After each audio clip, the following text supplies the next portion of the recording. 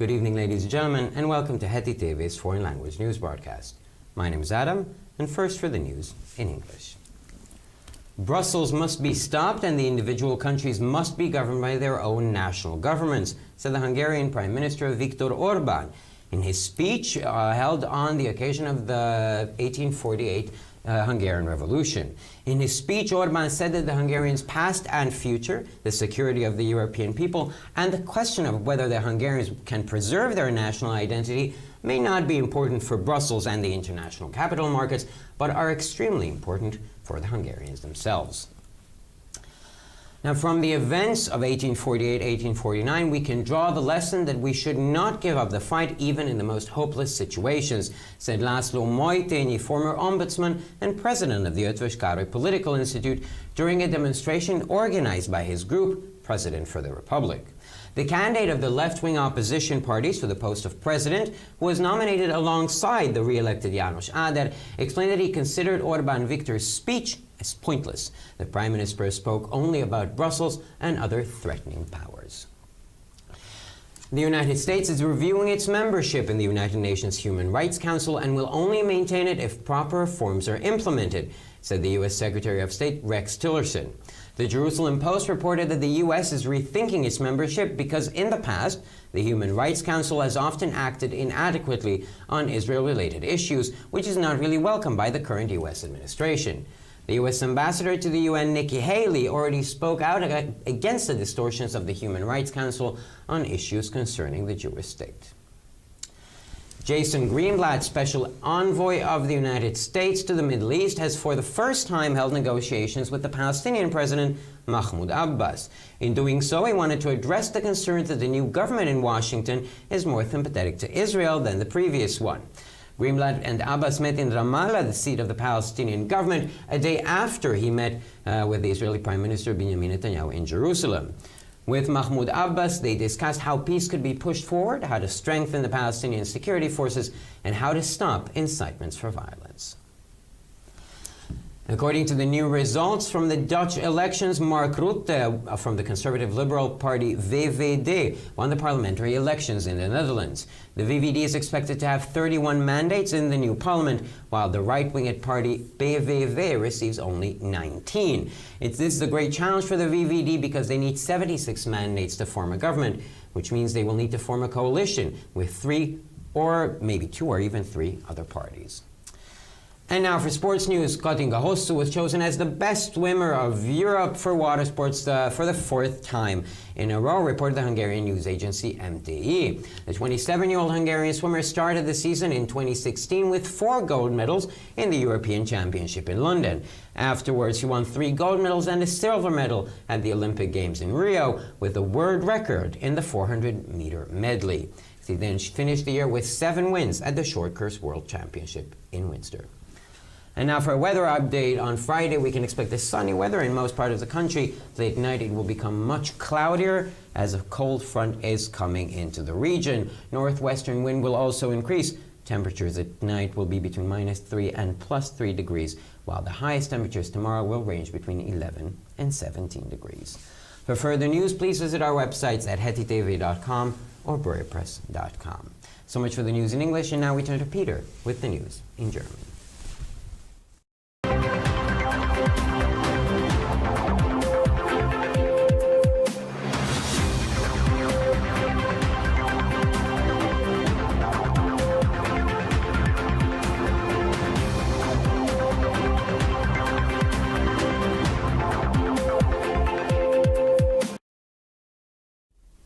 Schönen guten Abend, liebe Zuschauer. Mein Name ist Peter Gardosch und nun folgen die Nachrichten auf Deutsch. Brüssel muss aufgehalten werden und die Regierung der einzelnen Länder muss weiterhin die Aufgabe der nationalen Regierungen bleiben, sagte der ungarische Ministerpräsident Viktor Orbán in seiner Rede, die er zum Anlass der Jubiläumsfeier der ungarischen Revolution im Jahre 1848 vor dem Ungarischen Nationalmuseum gehalten hat. In seiner Rede sagte Orbán, dass die Vergangenheit des ungarischen Volkes, die Zukunft der Ungarn, die Sicherheit der europäischen Menschen und die Frage, ob das ungarische Volk ungarisch bleibt, für Brüssel und die internationalen Kapitalmärkte vielleicht nicht zählt, aber für die Ungarn diese Fragen sehr wichtig sind.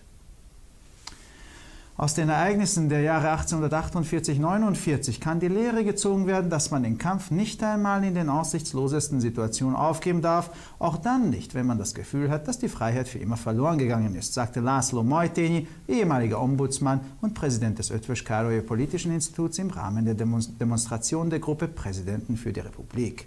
Der Kandidat der linksorientierten Oppositionsparteien für den Posten des ungarischen Staatspräsidenten, der neben dem wiedergewählten János Áder kandidiert wurde, hat während eines Spazierganges vom Opernhaus bis zur Alkotmánystraße erklärt, dass er die Rede von Viktor Orbán für sinnlos gehalten hat. Der Ministerpräsident hat ja nur über Brüssel und die drohenden Mächte gesprochen. Die Vereinigten Staaten überprüfen ihre Mitgliedschaft im Menschenrechtsrat der Vereinten Nationen und werden diese nur dann aufrechterhalten, wenn angemessene Reformen umgesetzt werden, schrieb der amerikanische Außenminister Rex Tillerson in seinem Brief an die Organisation. The Jerusalem Post berichtete, dass die Vereinigten Staaten ihre Mitgliedschaft aus dem Grund überdenken, weil der Menschenrechtsrat die mit Israel zusammenhängenden Fragen in der Vergangenheit oft inadäquat gehandelt hat, was von der gegenwärtigen amerikanischen Administration nicht begrüßt wird. Die US-Botschafterin bei den Vereinten Nationen, Nikki Haley, hat sich bereits früher gegen die Verzerrungen des Menschenrechtsrates bezüglich Fragen, die Israel betreffen, ausgesprochen. Jason Greenblatt, Sonderbeauftragter des amerikanischen Präsidenten Donald Trump in Fragen zum Nahen Osten, hat zum ersten Mal Verhandlungen mit dem palästinensischen Präsidenten Mahmoud Abbas geführt. Damit wollte er die Besorgnisse ausräumen, dass die neue Regierung in Washington im Vergleich zur vorherigen Administration eher mit Israel sympathisiert. Greenblatt und Abbas haben sich in Ramallah, am Sitz der palästinensischen Regierung, einen Tag danach getroffen, dass der amerikanische Diplomat in Jerusalem langwierige Verhandlungen mit dem israelischen Ministerpräsidenten Benjamin Netanyahu führte. Mit dem palästinensischen Präsidenten haben wir besprochen, wie der Frieden vorangetrieben, die palästinensischen Sicherheitskräfte gestärkt und die Anstiftungen beendet werden können, sagte er. Mark Rutte, Leiter der konservativ-liberalen Partei VVD, hat die Parlamentswahlen in den Niederlanden gewonnen. Die VVD wird voraussichtlich 31 Sitze im neuen Parlament haben, während die migrationsskeptische PVV nur 19. Die VVD steht vor einer großen Herausforderung, da sie zur Regierungsbildung 76 Mandate braucht, was voraussichtlich nur zusammen mit 2 oder 3 anderen Parteien möglich sein wird. Nun zum Sport. Katinka Hosszu wurde vom Europäischen Dachverband für Wassersport LEN bereits zum 4. Mal zur besten Schwimmerin gewählt, berichtete die ungarische Nachrichtenagentur MTI. Die 27-jährige ungarische Schwimmerin hat die Saison im Jahre 2016 mit 4 Goldmedaillen bei der Europameisterschaft in London angefangen. Danach hat sie auf den Olympischen Spielen in Rio 3 Goldmedaillen und eine Silbermedaille gewonnen, und zwar mit einem Weltrekord bei 400 Meter Langschwimmen. Dann hat sie das Jahr mit 7 Siegen bei der Kurzbahn-Weltmeisterschaft in Windsor abgeschlossen. Nun zum Wetter. Am Freitag wird es in vielen Teilen des Landes sonnig. Spät in der Nacht werden es wegen aus dem Nordwesten kommenden Kaltfront viel wolkiger und man kann sogar mit Regen und Regenschauern rechnen. Der nordwestliche Wind nimmt zu. Die Mindesttemperatur wird zwischen -3 und +3 und die Höchsttemperaturen zwischen +11 und +17 Grad betragen. Für weitere Nachrichten besichtigen Sie bitte unsere Webseiten www.hettitv.com sowie www.breuerpress.com. Ich bedanke mich für die Aufmerksamkeit und nun folgen die Nachrichten auf Hebräisch von Adam.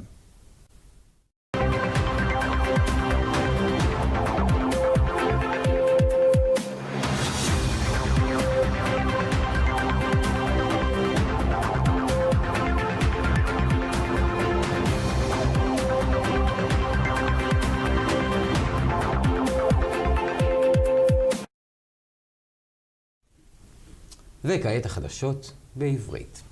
צריך לעצור את בריסל, והמדינות החברות באיחוד האירופאי חייבות לקחת את שלטונם בידיים. ראש הממשלה ההונגרי ויקטור אורבן בנאומו שנערך מול המוזיאון ההונגרי הלאומי לרגל היובל של המהפכה ההונגרית של 1848. בנאומו אורבן אמר כי יש לשמר את העבר, העתיד וזהותו של העם ההונגרי וביטחון האנשים האירופיים, אפילו אם זה לא חשוב לבריסל ולשווקי ההון הבינלאומיים. מאירועי השנים 1848-49 אנחנו יכולים להסיק את הלקח שאסור לנו לוותר אפילו אם המצב נראה חסר תקווה, גם אם אנחנו מרגישים שחירותנו אבדה לנצח, אמר לאסלו מויטייני, נציב תלונות הציבור לשעבר ונשיא המכון אötvös Károly לפוליטיקה, במהלך ההפגנה שאורגנה על ידי הקבוצה נשיא הרפובליקה. המועמד של מפלגות האופוזיציה השמאלניות לתפקיד הנשיא ההונגרי, שהיה מועמד לצד יאנוש אדל שנבחר לתפקיד, הסביר כי הוא רואה את הנאום של ויקטור אורבן כחסר טעם. ראש הממשלה דיבר רק על בריסל ועל כוחות מאיימים אחרים. ארצות הברית בוחנת את חברותה במועצת זכויות האדם של האו"ם ותשמור אותה רק אם יישמו רפורמות רציניות, אמר שר החוץ האמריקני רקס טילרסון. הג'רוזלם פוסט דיווח כי ארצות הברית שוקלת את חברותה בארגון, משום שבעבר מועצת זכויות האדם לא פעלה כראוי בנושאים הקשורים לישראל, דבר שלפי הממשל החדש בארצות הברית אינו מתקבל על הדעת. שגרירת ארצות הברית באו"ם ניקי היילי כבר דיברה נגד העיוותים של מועצת זכויות האדם בנושאים הקשורים לישראל. ג'ייסון גרינבלט, השליח המיוחד של הנשיא האמריקני דונלד טראמפ לענייני המזרח התיכון, ניהל משא ומתן עם הנשיא הפלסטיני מחמוד עבאס בפעם הראשונה. כוונתו של גרינבלט היא להפריך את הטענות שלפיהן הממשלה החדשה בוושינגטון היא אוהדת גדולה יותר של ישראל מהממשל הקודם. גרינבלט ועבאס נפגשו ברמאללה יום לאחר שהדיפלומט האמריקני ניהל דיונים ממושכים עם בנימין נתניהו בירושלים. עם הנשיא הפלסטיני הן דנו כיצד אפשר לדחוף קדימה את תהליך השלום, איך אפשר לחזק את כוחות הביטחון הפלסטינים ואיך לעצור את ההסתות לאלימות. בבחירות בהולנד, מרק רוטה ממפלגת ה-VVD השמרנית-ליברלית ניצחה בבחירות. המפלגה צפויה להשיג 31 מנדטים בפרלמנט החדש, בעוד המפלגת ה-PVV הימנית הקיצונית השיגה רק 19. המפלגה המנצחת עומדת בפני אתגר גדול, כי יש צורך ב-76 מנדטים כדי להקים ממשלה, וזה אפשרי רק במקרה של קואליציה עם 2 או 3 מפלגות אחרות. וכעת לחדשות הספורט. קוטינקה הוסו נבחרה לשחקנית הטובה ביותר על ידי הארגון האירופאי לספורט מים בפעם הרביעית רצוף, דיווחה סוכנות הידיעות ההונגרית MTE. השחקנית בת ה-27 התחילה את עונת 2016 עם 4 מדליות זהב באליפות אירופה בלונדון, ב3 מדליות זהב ובמדליית כסף באולימפיאדה בריו, ועם שיא העולם ב-400 מטר מעורב, ועם 7 ניצחונות באליפות העולם בקורס קצר בווינסדור. וכעת לעדכון מזג האוויר. ביום שישי יהיה בהיר עד מעונן חלקית בחלקים רבים של המדינה. מאוחר בלילה יהיה מעורפל יותר בגלל חזית קרה מצפון מערב, ואפילו ניתן לצפות לגשמים קלים פה ושם. האורך הצפון מערבי תתחזק גם היא. הטמפרטורות בלילה תהיינה בין -3 ל+3 מעלות, ואילו מחר הן תהיינה בין 11 ל-17 מעלות. לחדשות נוספות אנא בקרו באתרי האינטרנט שלנו ב-hettytv.com או boyerpress.com. עד כאן החדשות להיום, תודה שהייתם איתנו ושיהיה לכם המשך ערב נעים.